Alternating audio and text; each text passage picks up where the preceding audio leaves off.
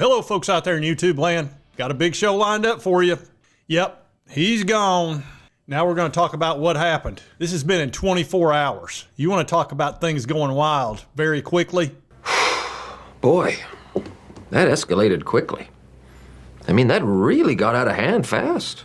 It jumped up a notch. Yeah, they jumped up a notch, no doubt. Good gosh, unbelievable. 48 hours ago, we weren't even thinking about this. And kaboom, all of a sudden we start hearing these rumors that he's negotiating for more money with his contract. Then his pop comes out and puts a tweet out that says, more games being played off the field than on the field. Bitch Nakos from On3 Sports called and asked me directly. I told him I had no idea what he's talking about. You sure about that? He said his close source that he trusts with his life from the University of Tennessee staff gives him this. They even put a reader's note on here. Said Pete Nako's initial report on the Tennessee quarterback situation was correct, and Nico was in fact holding out for more NIL money and now entering the transfer portal. So yeah, that didn't age so well, did it? About like milk on a hot summer day. What a mess. And we're going to talk about how they handled this. I'm talking about Nico's side and his camp. A total disaster. And let's get into this thing. It says Tennessee's moving on from starting quarterback Nico. And this from Pete Thamel says that sources told ESPN in the wake of his decision to not attend the practice Friday amid NIL contract discussions with the school, Josh Heupel informed the team at meetings Saturday morning that Tennessee was moving on.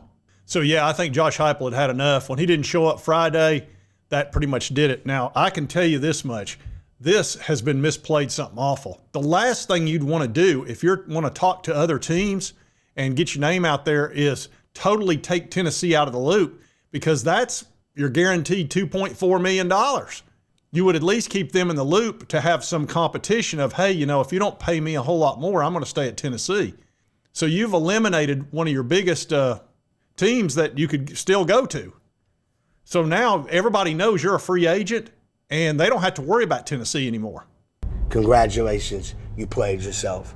And a lot of these teams have already made their decisions on who their quarterback is. So this is, I'm going to tell you something, I think this is a very poorly played hand. Not that Tennessee's in great shape either. I'm not saying that. I'm just saying this smells of a terrible management situation for Mr. Nico. It said Nico notified offensive coordinator Joey Halsley late Friday night that he was in the process of filling out his paperwork to enter the portal, and that opens Wednesday, by the way. Heupel and other staff members, they'd been trying to reach out to this guy, and he wouldn't talk to them. What are you doing? That is just weak sauce. I mean, you got to at least talk to Heupel. I mean, you have to. That's very telling to me. I don't think he's in charge. I really don't. I think his team is in charge, or his camp. Doesn't this remind you of Lane Kiffin? I mean, this stinks of the Lane Kiffin move. Thanks for coming, guys. This was not an easy decision. This was something that happened very quick. A decision that myself and my family made.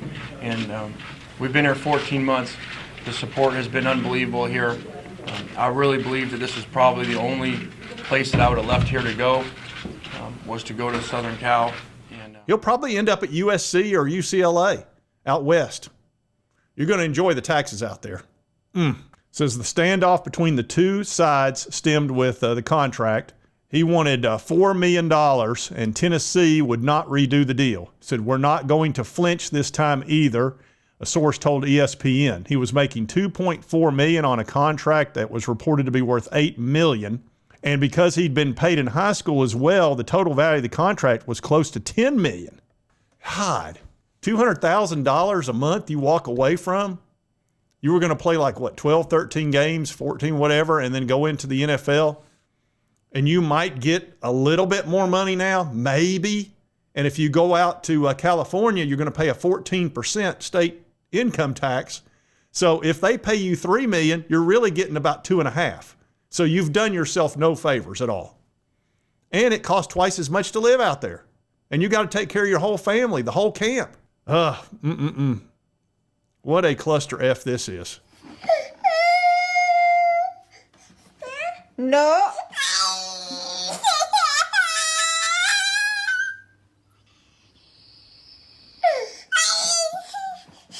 No.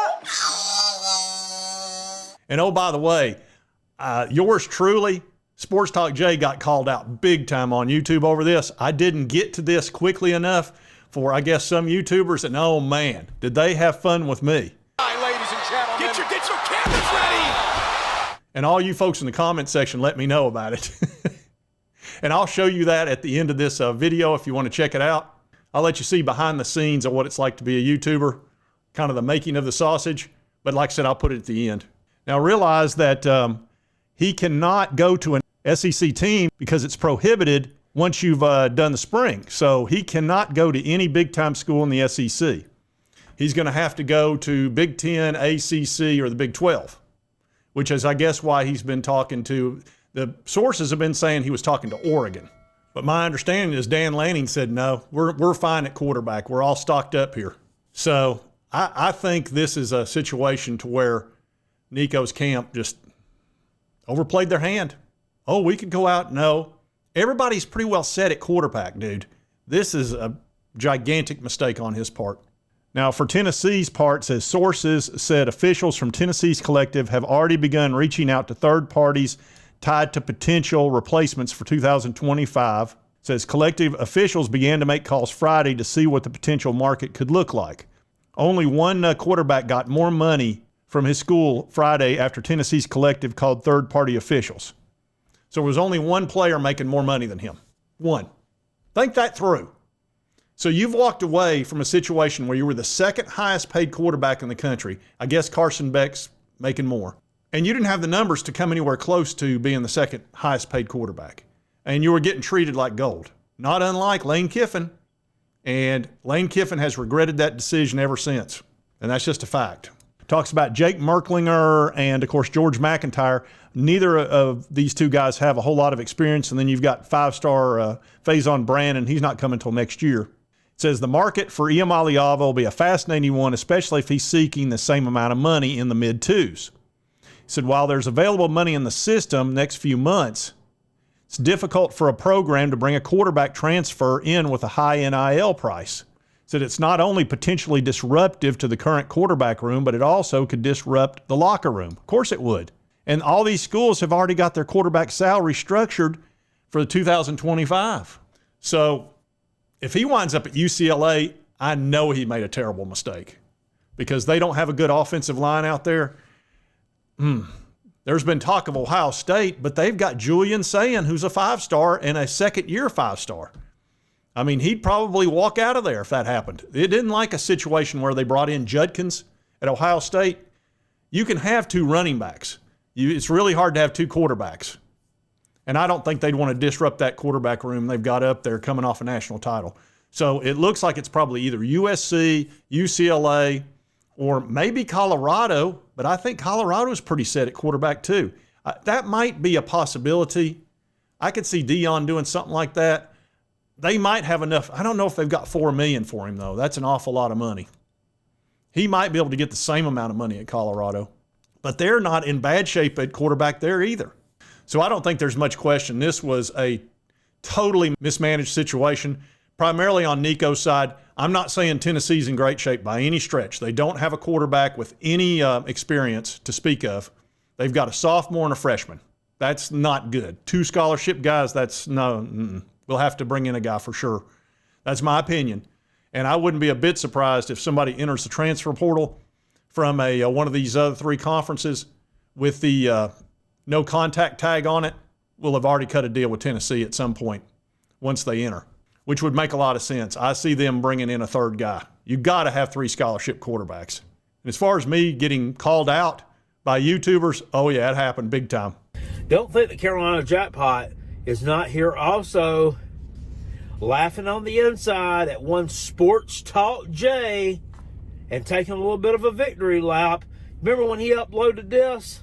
Remember when he uploaded this video back in like December or January? The North Sellers transfer portal rumors. There ain't no damn transfer portal rumors surrounding the North Sellers. He puts this ridiculous video out saying that there's strong rumors that Lenora Sellers is connected with Auburn and this, that, and the other. No, nobody ever heard that. I asked multiple people. Well, as usual, I keep receipts. This is exactly why I got to keep receipts right here. This type of stuff. It wasn't me that came up with any rumors or any stories about it. It was simply all over the news. And here's your receipts. And this is a story on Fansided. Talks about Lenora Sellers' transfer destinations that could outbid South Carolina in NIL. And the writer makes it clear he doesn't want him to transfer because he knows he's going to take a ton of grief from the South Carolina fans. I don't really mind. I know I'm going to take grief from them because I've given them so much grief about their connection to Connor Stallions. The sign stealer guy. Allegedly. But anyway, here are the teams that he thinks Sellers is going to be very coveted by. Yeah. So here I am just commenting on the news. And, oh, I'm the bad guy. And, of course, Jackpot had to jump all over that. Oh, I didn't know you wanted to get involved with the discussion, Mr. Helper. Clearly, that struck a nerve with him. And really, all I was doing, look, I saved South Carolina from losing Sellers because they weren't aware of it. And they wound up paying him like $2.5 million, $2.5 million, something along those lines. He's a great quarterback. He's still got some issues, but I'll tell you what, I could see him earning that kind of money. It's not dissimilar to what Nico is getting or was getting. So anyway, I try to do them a service so they quit being a farm club, and I'm the bad guy. So it is what it is. Now let me show you another person that called me out. Now this guy was a little more kind about it. Oh, and don't let me forget, Sports Talk Jay, where you at with all your thoughts on this? I mean, it's been I ain't gonna say 2 days, but a day and a half, and we ain't heard nothing out of you concerning this, Sports Talk Jay. Where you at? I mean, you spoke on my Alabama Crimson Tide quarterback situation, talking about an odd man out. You spoke on Florida quarterback situation, DJ Lagway, that's not throwing this spring. You spoke on that. You spoke on Ohio State this offseason. You done spoke on them Georgia Bulldogs this offseason. Well, what's going on? You ain't speaking on what's going on at Tennessee and your quarterback wanting all this damn money when he ain't earned it. Sports Talk Jay, I'm looking for you. I'm looking for you. And by the way, for everybody who watched this video, go over to Sports Talk Jay's channel and subscribe. The guy he's got a great channel. Now, Kangaroo's actually a really nice guy. I've been on his show, and he's been on mine. And he likes to give me grief a little bit. But as you can see, he's a pretty cool dude. And I always go to his channel whenever I want to know what's going on with Alabama. I watch him and then Matt Be Great and the Bama Standard and sometimes Locked on Bama. But Kangaroo's usually my go-to person. Anyway, I knew I was going to get called out big time because I do have a tendency to talk about a lot of things because this is what I do. It's YouTube. But anyway, I wanted to show that to you that needless to say, they wanted to see how I was going to respond to this, which I thought I handled it pretty well. Remain calm. All is well. All is well. Oh, this sucks. This actually just really sucks. I hate it for Tennessee. I hate it for Nico. And I think he's been given terrible advice. This has been botched by his camp. And he's going to wind up probably at UCLA or USC for no more money he's making at Tennessee. And he's going to look back years from now and go, man, I made a terrible mistake, because he looks bad in this. I mean, I told you he was losing goodwill. There's nobody out there that thinks this was a good decision on his part. Nobody. I mean, I thought I would at least have some YouTubers laughing and doing. They're not really. They're like, hey, this guy wasn't worth the $4 million he was asking for, and he handled it very poorly, because he did. And you're seeing it. You look at all the news articles, you look at all the YouTubers out there, none of them are on Nico's side, just about. I mean, just about none. And that surprised me a little bit. I also told you in my video yesterday that I knew I was going to get a ton of comments from UT fans, because I do have my finger on the pulse of the fan base. How's bragging camp going?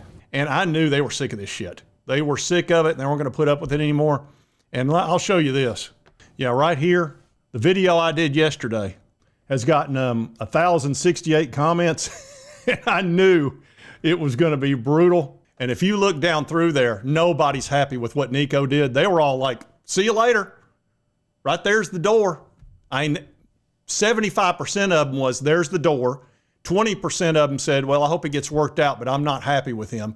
5% said, well, he's got every right to get every dollar he can. But even those people were like, I don't know if I really agree with how he's done it. It was heavily against Nico, which really, it didn't surprise me, but the percentage was so high. And here's the thing about that many comments. Look, when they do polls, national polls on whatever it might be, it could be politics or, just anything along those lines. Usually it's about 1,000 people and it's plus or minus 3%.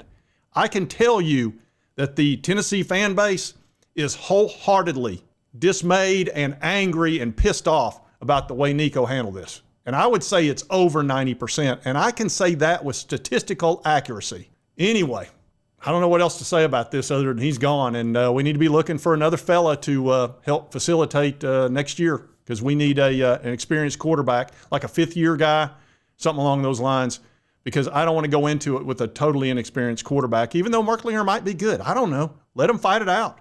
But you got to have a third scholarship guy. You have to. Anyway, if you like this content, be sure to hit that like button. Lets me know to continue to cover all these big college sports stories. If you've not subscribed, hit this little button right here. Won't cost you a dime. Help you get my videos. And right over here is the most recent video YouTube thinks you'll enjoy. And we'll see you next time on Sports Talk Jay. I want you to know it's over. Well,